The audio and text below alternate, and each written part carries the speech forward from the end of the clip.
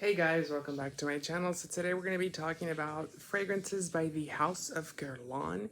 These are part of their Absolute Orient collection. I have two of them that we're going to talk about. One of them is Patchouli and the other one is Oud Centric. We'll just take a look to see if they're worth purchasing or not.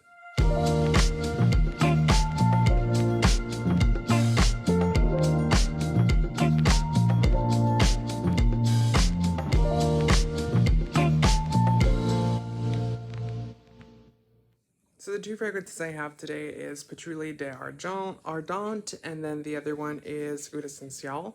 I've made a video actually about all of these, fragrances, the ones that I have at least in this collection. Kind of a breakdown as to which one's my favorite, which one's my not. That was quite a bit ago whenever I was still new to the channel and I did not know what I was doing. I still don't know what I'm doing, but we're learning. Anywho, these fragrances I decided to put in a video together because neither one of them, ruffles my feathers enough to make me go ahead and make a whole video on it. They're not the they're not the best fragrances that I absolutely own, and they're not my favorites, which is fairly sad because I do like patchouli. One of my favorite fragrances of all time is Patchouli Absolute by Tom Ford. That fragrance is absolutely amazing. It's more of an earthy patchouli. It's more of a Tom Ford type of fragrance as well, so it's more masculine. It's kind of on the verge of being a little too strong, but it has that soft edge that really just makes it all the more better. So these fragrances themselves are geared to being unisex. The bottles themselves, do fall into that description. This one was launched in 2020 and it was swiftly discontinued, so you can no longer purchase it on Guerlain's website. This bottle I did get at Joma's shop. Thing about Joma's shop as well, if you ever shop with them, they do take forever to ship. So I've purchased 2 bottles of fragrances from that actual vendor or that store, and they tend to take quite a bit. I know that I ordered a big 3.4 size of tobacco oud that I was able to find through them. They are authentic, by the way. And it took about 2 to 3 weeks for it to even arrive. So it takes quite a bit. This one was not that long. It was about a week or 2 to get here. And I've had this for a year now. It's not sprayed or loved very much for a couple of reasons. I don't really care for the scent all that much. When I first, bought it, I think I bought it with the expectation of thinking, oh, it's going to smell like Patchouli Absolute and I'll have a replacement for it. It's not a bad scent. It's more of a chocolatey patchouli type of experience. So it's not going to be anything like an earthy patchouli. So it's a sweet, kind of 70-ish, 70s patchouli oil with, these chocolate essence and these green notes. And I believe it has fig in here, which kind of gives it that like green, also kind of animalic, touch to it. And, it kind of, that scent to me kind of ruins it. There's another fragrance that I absolutely love, which is Prada's Olfactory's Moonlight Shadow, which has the same kind of background note, but it's a lot more subdued. This one has that, very like sour, if you will, type of background note in there. So that's probably why I didn't give this a fair shot. Smelling it more and trying it a little bit more, it is nice. I just think it's for a special occasion type of fragrance. It's not a daily wear. It's also not a fragrance that you would be able to pull off, with a t-shirt and jeans. It's one of those fragrances that you would have to definitely dress up for, or, use it for a special occasion such as an anniversary, a dinner, a birthday, something like that, because it is a lot more formal of a scent. It has the sweet touches, the green touches, the earthy elements, and lots of florals and spices because it is inspired from the Middle East. These fragrances are from French perfume house, so Guerlain's obviously French, but they are inspired from the Middle East and the culture and the spices and, all these essences that are very big in the Middle East. I feel like they did a good job without being offensive to the actual culture, which, some brands can be a little bit,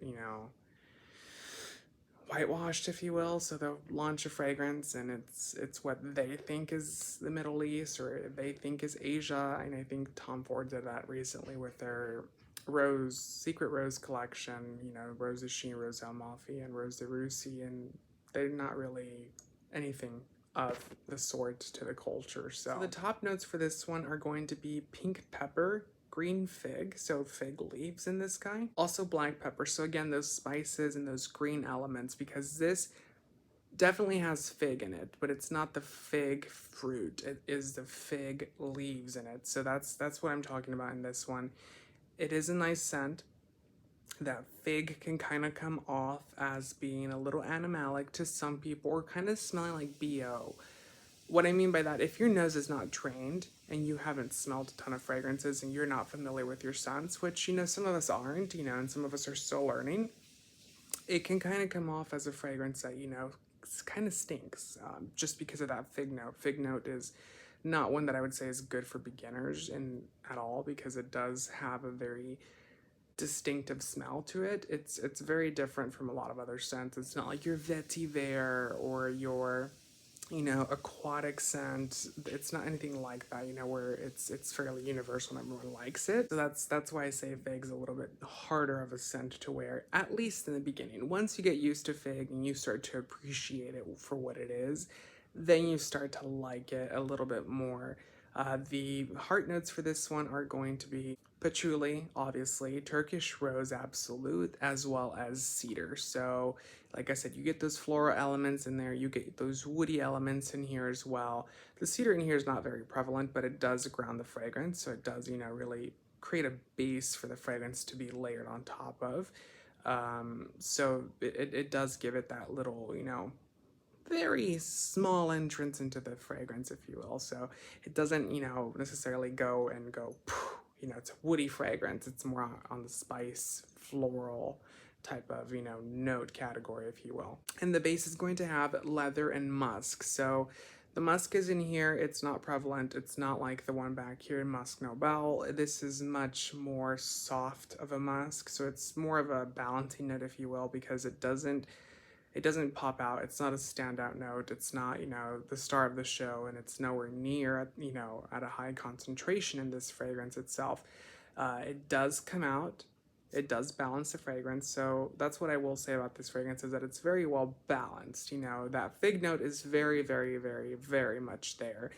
It is a top note, but it doesn't dissipate, actually. It actually stays, because typically the way that your fragrances dry down is that you first get the introduction by those top notes, and then you get those heart notes that you start to smell, and then after that you start to get your base notes, and then you kind of get, you know, remnants of the top notes, but that baseline is what your fragrance typically smells like.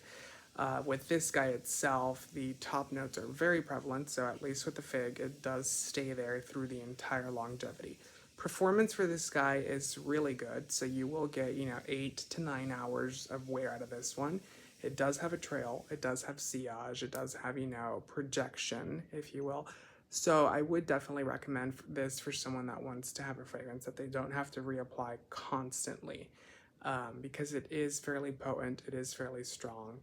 I just think it's a little bit not as easy to wear as some of the other ones in this collection are.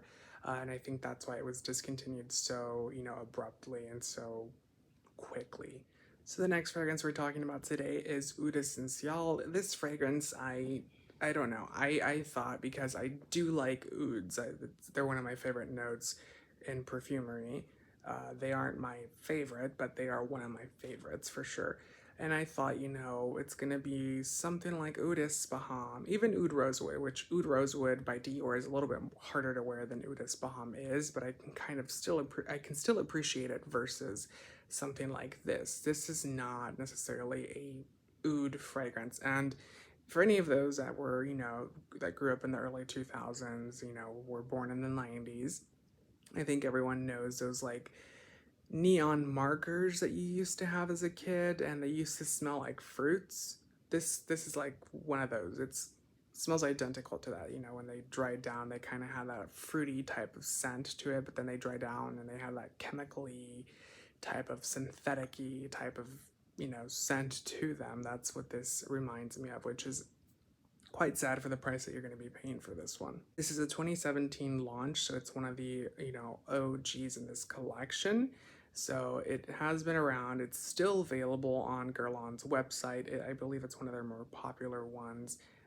The Bois Mysterios, Santal, and this one are the most popular ones in that line itself, at least when it comes to sales. The top notes for this are going to be geranium and saffron. So the saffron in here is very minute. I don't know why it's listed in here because you don't get any saffron.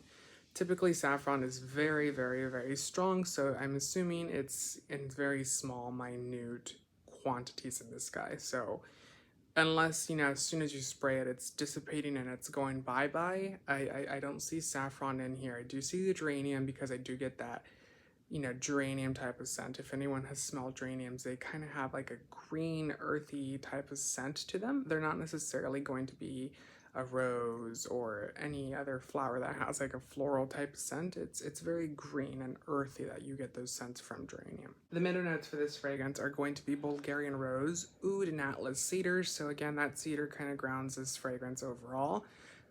The rose is not very prevalent, so it's, to me, this scent, like I think I've mentioned this before with this fragrance at least. It is an oud label on here. Cedar is also very prevalent in here. There's a lot of other things that are more prevalent than the oud itself because oud has a very distinct scent. You know, there's animalic oud, there is, you know, soft western type of oud, there's a real stuff, which is incredible but very expensive.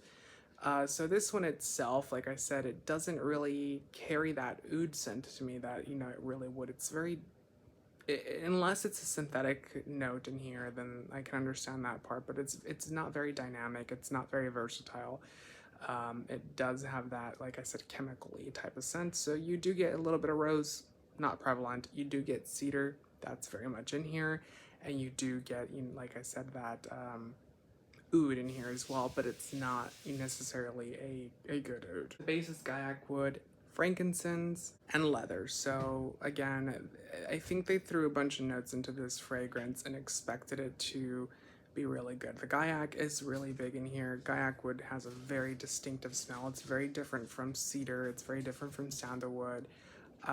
So it does have that in here. It's more of a green type of woody scent, if that makes any sense. So it has a very unique scent to it. It's not like any other wood that you would, you know, pick up. If anyone has ever smelled the Gaiac fragrance by Le Labo, you can kind of tell that it's very, very, very different from other woody fragrances. So like I said, this scent itself, I would definitely not recommend buying this one.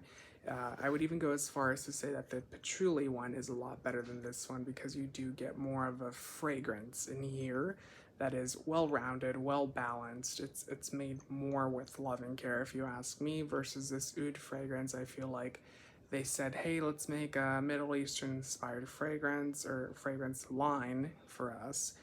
And they made this guy because they had to make an oud fragrance, but didn't do their assignment very well. So definitely skip out on this guy. By the way, all of these are eau de parfums. They come in 4.2 ounces or 125 mils. They do retail for $260 for the 4.2 ounce bottle or 125 mils. I wouldn't say that it's worth that, but you know, hey, some of these ones are really, really nice. Like I said, Musk Nobel is really, really nice fragrance, which is this red one behind me.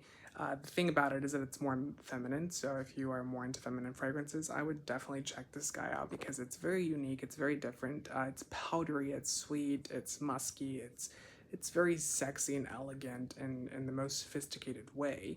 And then this Santal one here, which is very, very versatile, so men and women can like it. And it does have a lot of oud. It has a lot more oud than this guy does, and it's a lot better of an oud as well. So yeah, I mean, this fragrance is very disappointing. This one, not so much, but this one itself is not necessarily going to be for everyone. So I would definitely smell this guy first if you can. I know it's discontinued, so it's a little harder to, you know, get your nose on it. So I got this one at Gem Shop, and all the rest I did get at FragranceNet, by the way. Thing about FragranceNet, I know that I was going to make a video for it. I was asked to.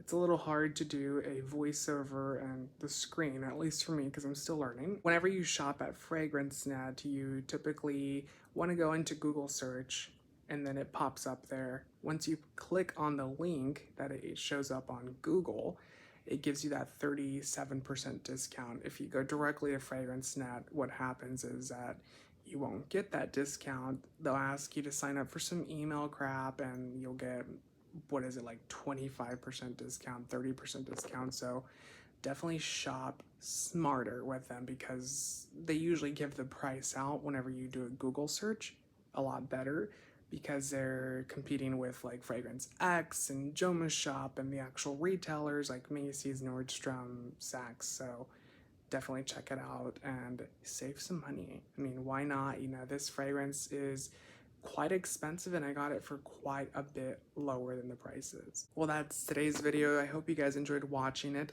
Thank you so much. I do appreciate everyone who tuned in. Make sure to subscribe, comment, and share the video if you think it is good. I will see you guys next time.